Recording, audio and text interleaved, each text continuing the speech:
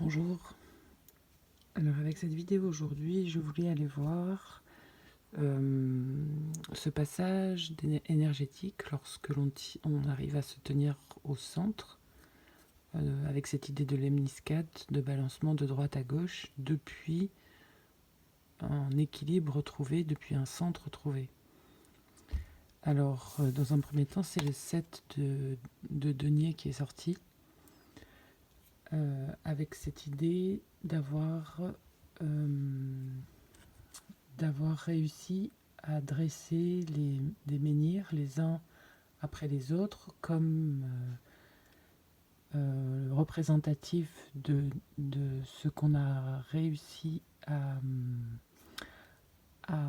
rassembler comme information pour nous, pour notre propre construction avec les deniers.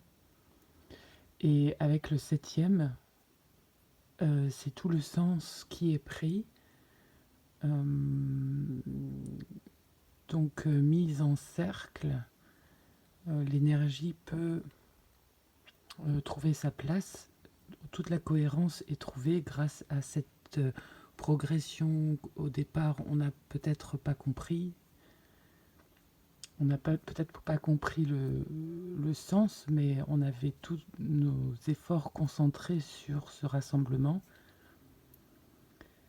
Et avec le 7, c'est le point final de la cohérence. Et la deuxième carte, c'est celle du magicien qui a tous les éléments représentés sur son corps, avec l'eau, le feu, l'air, la terre, et cette spirale au niveau de la gorge.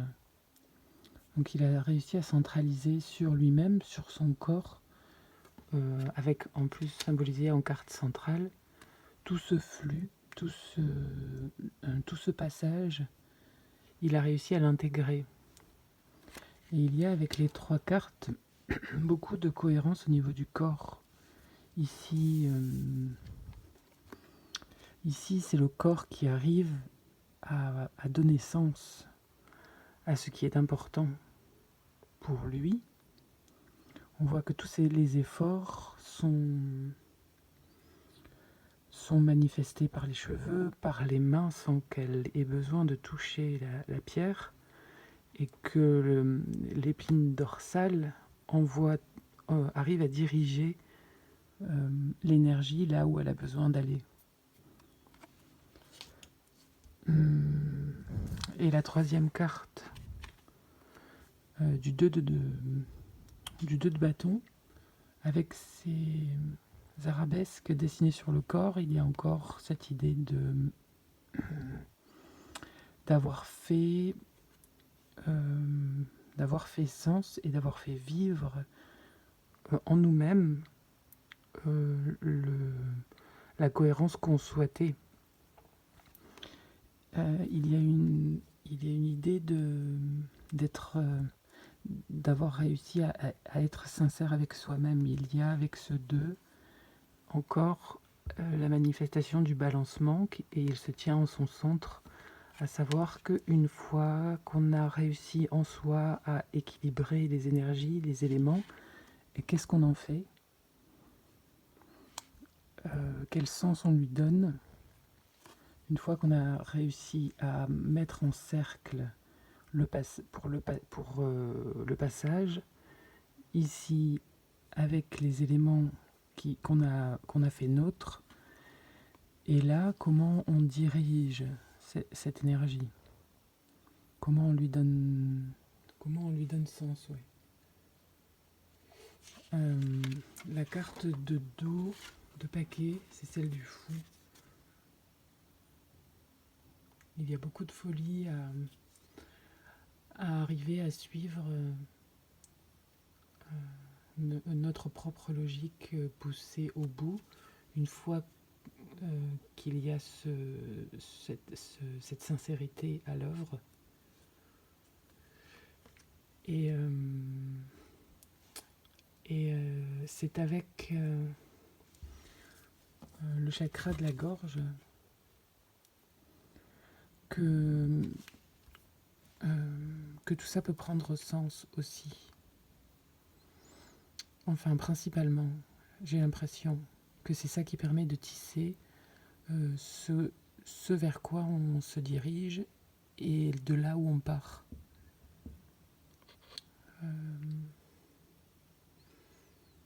Bon, je pense pas faire une fin de tirage.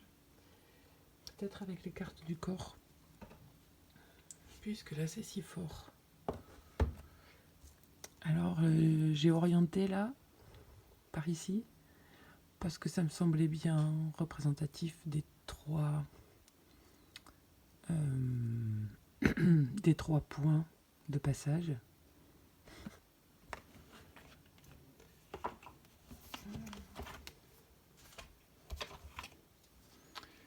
Donc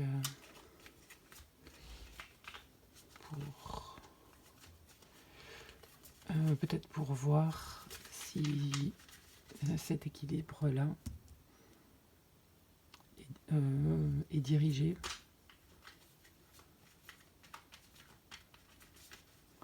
Alors pour moi c'est dans la gorge, mais est-ce que le sens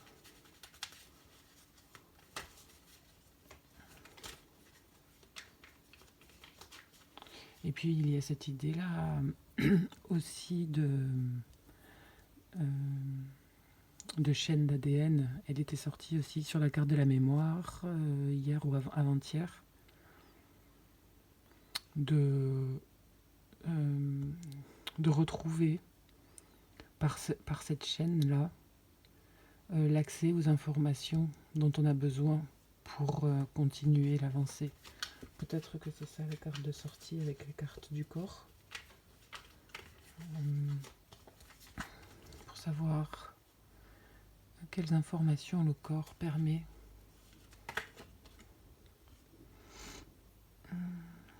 La carte 3 du mage, se manifester. Zone des lombaires basses et reins, mais ça c'est le départ énergétique. La source vient de là.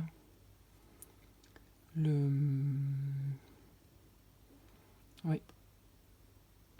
La zone située dans le bassin entre l'anus, le périnée. Toute cette zone-là centralise notre mémoire aussi, avec les reins. Et ce que l'on arrive à diriger depuis ce départ.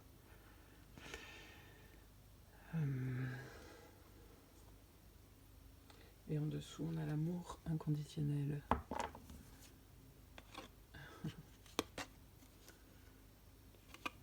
Avec le point d'interrogation. Ça, ce sont les cartes du cœur.